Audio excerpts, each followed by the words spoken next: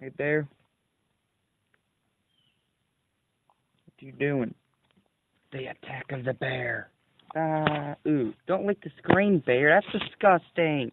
Ew.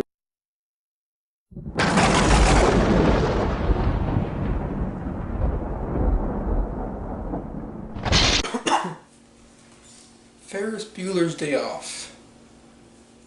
Yeah, I know, like, you're probably saying, well, Dylan, why are you reviewing a movie that's, like, 2 decades old?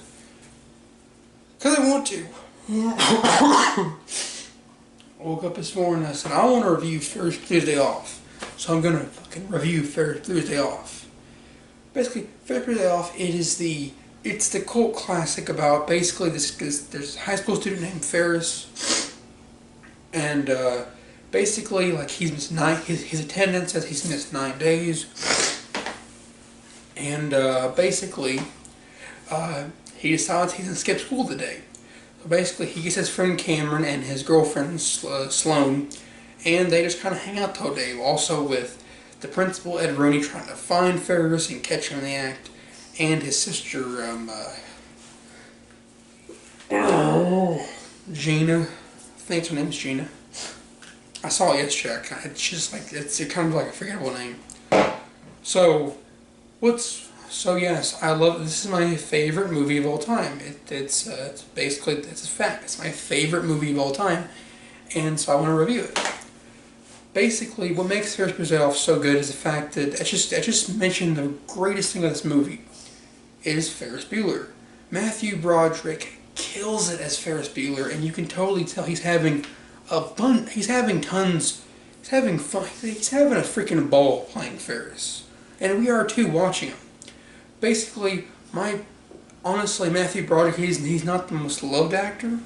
This is probably his only good role, and it's kind of sad. It's like his first role in getting into film, and it's his best role. That's it. It's his first and best role. That's kind of retarded, but it's true.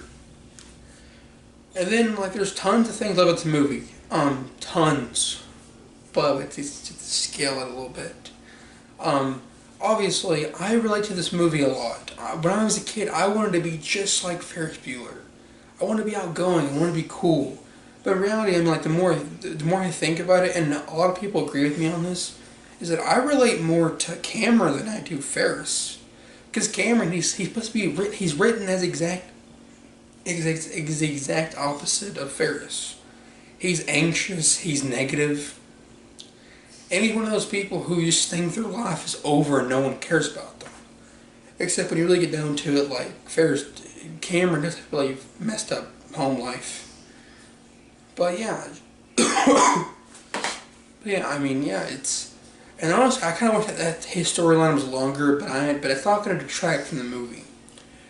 But this movie is so much good about it, it's insane. The acting is incredible, the writing is incredible, the movie is funny as shit. Honestly, like, a lot of people, I think, like, the biggest gripe I hear about the movie is the fact that, when it cuts to Ferris and Cameron and Sloane, like, they're not really doing much, like, they're not doing anything plot relevance. Yeah, that's the point of the movie. The movie is not supposed to be this big, high-octane, comedy where basically, like, he's trying to, run from his parents or whatever. No, this is what teens did in the 80s. They just hung out. Now, honestly, it's kind of interesting because, like, you see it in a point of view with no cell phones, no internet. It was just a bunch of people hanging out. That's all you could do back then, was just hang out. And that's one of the greatest things of the movie. I'm one of the people who like to, like, see, like, hidden messages in movies. Especially John Hughes movies. John Hughes was a writer and director, God rest his soul. Basically, like, you can watch any John Hughes movie, know exactly what the message is. With Breakfast Club, it's pretty obvious. I mean, like, the message, the deeper meaning of that movie was, don't try to live up to your parents' expectations, and it's also a rare message. Is the fact that that's the thing with John Hughes' writing is that he basically said rebellion is good sometimes, in moderation. And honestly, that's the thing most kids don't understand. I mean, yeah, sure, Cat in the Hat had the same message, but You're not quoting Cat in the Hat, are you? But yeah, and also, but like, stuff like Weird Science, it's, I would admit, like, that's a little on the nose, but it's basically the message saying beauty's on the inside, not the outside. And then you got 16 Candles, which is basically like, your true love is out there. Don't give up. Which also is kind of a good message. I kind of, that's not a very practical message, but it's a message. But Ferris Bueller, basically, he says it in the movie. He's like, life is short. I mean, he said like something like life flies by. If you don't stay and look at it, you're gonna miss it. And that's such a good message. It's basically saying live life to the fullest. Your job, your work, find a day in your week and just do something for yourself or with other people. Life is short. You gotta live life to the fullest. You can't be in a shell your entire life. I mean, like, it's just how it is. But oh, this is gay hair. I don't want gay hair. Basically, but yeah, it's one of the great things of the movie is the fact is that everyone has seen someone like Ed Rooney. Everyone has had, like, Ed Rooney. He's one of those people that basically he's the old man who hates rebellion, which is like most teachers and anyone, like, elders really, is the fact that he is so it's like a passion for him. It's like he's like, I have to make sure Ferris get caught. Honestly, like, one of the most ingenious things of this movie is the fact that you expect, like, oh yeah, Ed Rooney, he's the villain of the movie. He's not really the villain whatsoever. He's just, I mean, him and Ferris Bueller, like, they're in one scene together, which honestly is one of the best scenes in the movie. Basically, just Ferris, like, he's like trying to grab the house key under the mat, and you just see, like, Ed Rooney holding it, and like, that's the only scene they're in, and Ferris doesn't even say a word to Rooney, which honestly, he's not the villain. He's just something like, he's like he's an inconvenience, really. It's what he is. He's an inconvenience for the plot. It doesn't mean that Ed Rooney's pointless. Ed Rooney's one of the greatest characters. But honestly, this movie is so iconic, has so much, it's so freaking quotable. Every Thanksgiving, like, I always quote this movie, like, the whole day, because it's kind of like a tradition me and my family have. Like, we always watch Ferris Bueller's Day Off on Thanksgiving. Because it's a Thanksgiving movie, really. I mean, like, it's just, Ferris Bueller is for everyone. I'm like, it's kind of hard to hate this movie. Really, really, I mean, like, when I was going through my depression in middle school, I would watch the movie all the time just to feel better, just to feel like I was important in a way. Is the fact it's a weird thing about everyone has been through this, and it's a basic thing. Is the fact that if you see someone having fun or a movie, TV show, whatever, they're having fun, then you automatically are having fun too, which is a weird thing, but it's true. And, like, that can really help your depression, watching Ferris Bueller's Day Off. And, like, I used to watch this movie, and then I see them having fun in the car, and then automatically I would have fun. Ferris Bueller is a great escape for people with depression or film goers in general. That's probably why this movie is so iconic. And let's talk about probably the greatest cameo ever, Charlie Sheen.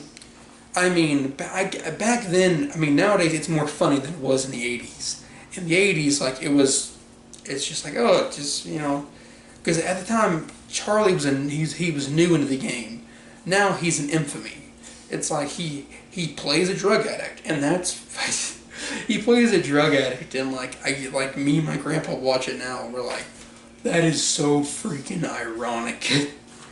It's like, yeah, that's Charlie Sheen as a drug addict. There's not much you can say about that. But yeah, it's funny. And let's go over, like, and honestly, when you think about it, Marvel owes everything they have to this movie. Believe it or not, Marvel owes Ferris Bueller's Day Off. Because Ferris Bueller's Day Off, I'm not saying that in credit scenes, like, they didn't exist before this movie. They did, of course. The fact is, like, it wasn't popular until Ferris Bueller introduced them. Shit, it kind of died out until shit, even like after this movie died out until Marvel showed up.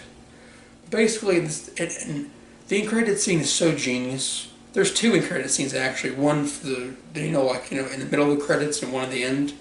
The one in the middle is it's kind of good. I mean, like it's just like Ed Rooney in the school bus, which is it's only funny how awkward it is, but it's still funny. But the greatest end credit scene I think I've ever seen in my life is basically we just like we just get a shot of his house and like it's kind of eerie in a way because like you're like what the fuck's going on? What's gonna happen here? And then basically it's quiet for like a full solid 5 seconds, and then guess whose head pops up? Ferris Bueller, and he's like, "You're still here? Movie's over. Go, go." It's so funny. It's so iconic. Even Deadpool did a parody of it. That's how iconic this is.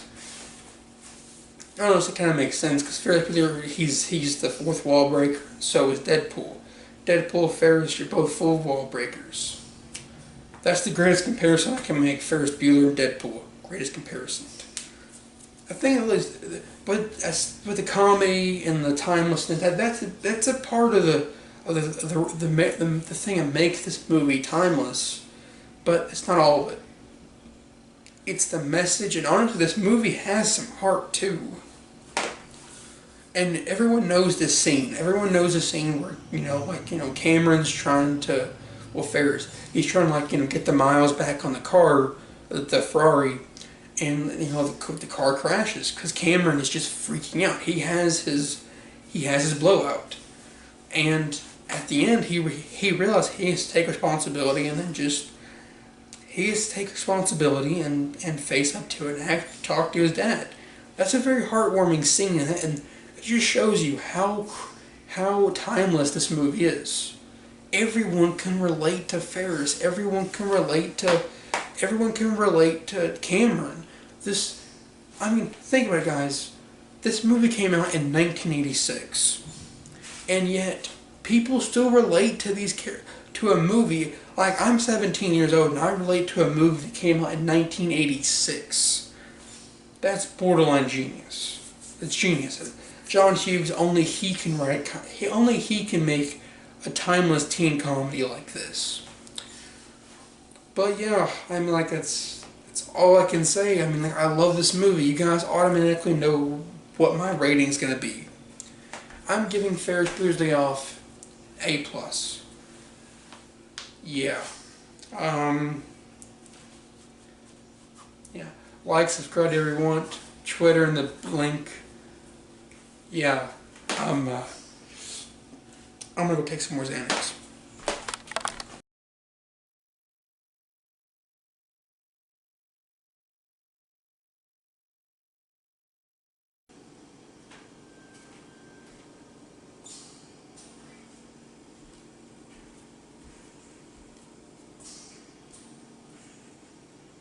You're still here?